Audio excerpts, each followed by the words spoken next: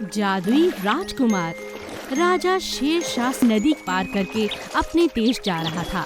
राजा के साथ उसकी रानी भी थी। रानी माँ लक्ष्मी की भक्त थी। अचानक बहुत तेज तूफान आ जाता है। जहाज डगमगाने लगता है और राजा, उसके सैनिक सभी बहुत डर जाते हैं। सभी भगवान का नाम लेने लगते हैं। लक्ष्मी जी आते हैं और राजा से कहती हैं, राजा, तेरी रानी मेरी भक्त है, इसीलिए मैं तुम्हारी सहायता कर रही हूँ। माँ लक्ष्मी उसको बचा लेती है। फिर राजा माँ लक्ष्मी का धन्यवाद अदा करता है। राजा, मैं तुम्हारे पुत्र को जानवर का रूप बदलने की शक्ति देती हूँ। वो जब चाहे कोई भी जानवर में खुद को बदल सकता है।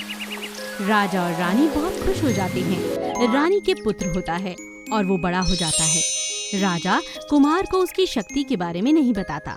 एक दिन राजकुमार जंगल में चला जाता है। राजकुमार जंगल में कभी शेर बन जाता है तो कभी भालू, और जब वो पक्षी बना फिर वो हवा में उड़ते उड़ते राजा खेमचंद के महल में पहुंच गया। वहां राजकुमार को पता चला कि राजा खेमचंद अपनी पुत्री छवि के लिए एक बलवान राजकुमार ढूंढ रहे हैं, और राजकुमार फिर उड़ते उड़ते राजकुमारी के कमरे तक पहुंच गया। तुम कौन हो और यहाँ क्यों आए? मैं कुमार हूँ, राजकुमार। मैं किसी भी जानवर या पक्षी का वेश बदल सकता हूँ और पड़ोसी राज्य से आया हूँ, और मैं वहाँ से सीधा उड़कर तुम्हारे महल में पहुँचा हूँ, तुम्हारे पास। मुझे तो कुछ समझ नहीं आ रहा, पर मुझे तुम अच्छे लगे। मैं भी तुम्हें पसंद करता हूँ और तुमसे शादी करना चाहता हूँ। मेरे पिताजी ने मुझसे शादी करने के लिए एक शर्त रखी है। मेरे पिताजी की तलवार जो सबसे पहले ढूंढ कर लाएगा, उसी से मेरी शादी होगी। राजकुमार राजा खेमचंद की सेना में चला जाता है। फिर एक दिन राजा खेमचंद अपनी सेना लेकर दूर जंगल में पहुंच जाता है और वहां जाकर अपनी सेना से कहता है, सैनिकों, आज से प्रतियोगिता शुरू होती है। जो भी मेरी बेटी के पास से मेरी तलवार लेकर सबसे पहले आएगा, मेरी बेटी की शादी उसी से होगी, चाहे वो कोई मंत्री हो या कोई सैनिक। राजकुमार पक्षी का रूप बदलकर जल्दी ही राजकुमारी के पास जाता है और तलवार लेकर आ ही रहा होता है कि रास्ते में उसे नदी दिखाई देती है। फिर वो नदी को प्रणाम करके वहीं रुक जाता है। इतने में तलवार वहाँ से गायब हो जाती है। राजकुमार परेशान हो जाता है और सीधा राजमहल में पहुँचता है, मगर वो ये देखकर हैरान हो जाता है कि राजमहल में पहले ही राजा का एक मंत्री तलवार लेकर वहाँ पहुँचा हुआ था और राजा भी उसके नाम की घोषणा करने ही वाले थे। राजकुमारी सब समझ जाती है कि तलवार तो सबसे पहले राजकुमार लेकर गए थे, ये दूसरा मंत्री कैसे आया। राजकुमारी राजकुमार से मिलती है और सारी बात राजा खेमचंद को बताती है। पिताजी, ये राजकुमार हैं और ये कोई भी जानवर का रूप बदल सकते हैं और महल से सबसे पहले ये ही तलवार लेकर आए थे। राजा खेमचंद सब समझ जाते हैं और दोनों की शादी कर देते हैं। मिट्टी की चिड़िया। गोलू नाम की एक प्यारी सी चिड़िया जंगल में बहुत सुंदर गाना गाया करती थी। सुबह सुबह उसका गाना सुनकर जंगल के सभी जानवरों का मन बहलने लगता था। ला ला ला ला ला ला ला ला ला, मेरा सुर कितना प्यारा है, मुझे भगवान ने दिया इतना प्यारा सुर, भगवान का शुक्रिया। उसका गाना सुनकर सभी पक्षी बहुत मस्त होकर नाचने गाने लगते थे। हमेशा सबको इस बात से बहुत खुशी मिलती थी, मगर धीरे धीरे सभी की प्रशंसा सुनकर अब गोलू को बहुत घमंड हो चला था। वो हमेशा अपने बारे में अच्छा ही बोलती और किसी को अपने आगे कुछ न समझती। उसका गाना सुनकर लोग खुश तो होते, मगर अब उसकी तारीफें कर करके सब परेशान हो चुके थे, क्योंकि अब गोलू बहुत घमंडी हो चुकी थी। एक दिन जब गोलू आराम से बैठी थी तो खरगोश ने उससे कहा, अरे क्या बात है गोलू, कुछ गुनगुनाओ ना, आज मेरा जन्मदिन है, बहुत मन कर रहा है, कुछ सुनाओ जरा। घमंड में आकर गोलू ने जवाब दिया, हाँ, मेरा जब मन होगा तब गाऊंगी, तुम्हारा जन्मदिन है, तुम गाओ। हाँ, तुम्हें शायद मेरी कद्र नहीं है, मैं यूं ही हर किसी के सामने नहीं गाती, समझे? मेरा गाना सुनना है तो इंतजार करो, जब मेरा मन होगा तभी तो गाऊंगी ना। गोलू का ये बर्ताव देखकर खरगोश चुपचाप वहाँ से चला गया। धीरे धीरे ये बात पूरे जंगल में फैल गई कि अब चिड़िया पहली जैसी नहीं, अब वो बहुत घमंडी हो चुकी है। एक दिन चिड़िया का बरसात के मौसम में गाने का बहुत मन हुआ। वो उड़ नहीं सकती थी क्योंकि बारिश हो रही थी, तो एक पेड़ के ऊपर बैठकर वो गाना गुनगुनाने लगी। लेकिन उसी पेड़ के नीचे एक महात्मा बहुत बड़ा जप कर रहे थे। उन्हें जप करने में चिड़िया के गाने के कारण बहुत कठिनाई हो रही थी।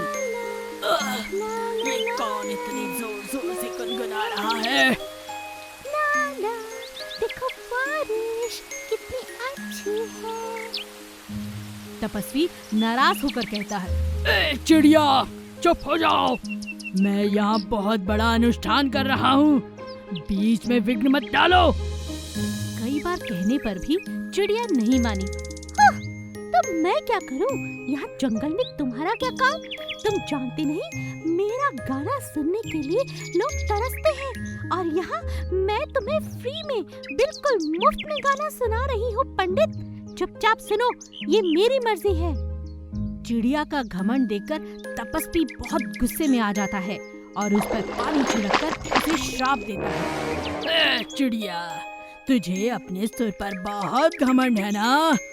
आज के बाद इसी पेड़ पर एक मिट्टी की मूर्त बन के रह जाओगी तुम। और श्राप के कारण अब गोलू हमेशा के लिए मिट्टी की बन जाती है। इसीलिए कहते हैं, अगर हमारे अंदर कोई खूबी है तो उस पर घमंड करना अच्छी बात नहीं। एक प्यारी सी गाय जिसका नाम गौरी था, जंगल में भटकने लगी। वो अपना रास्ता भूल चुकी थी। अचानक उसके सामने खूंखार शेर आ गया। शेर बहुत भूखा था। आज तो ये गाय मेरा भोजन बनेगी। वाह, मजा आ जाएगा। कितनी बड़ी तंदुरुस्त गाय लगती है। जैसे ही शेर ने एक छलांग लगाई और गाय पर झपट्टा मारने की कोशिश की, गाय भागने लगी और शेर जाकर एक बड़ी सी झाड़ी में अटक गया। उसका पैर झाड़ी में बुरी तरह से फंस चुका था, जो कांटों से भरी हुई थी। आह, आह, कहाँ फंस गया?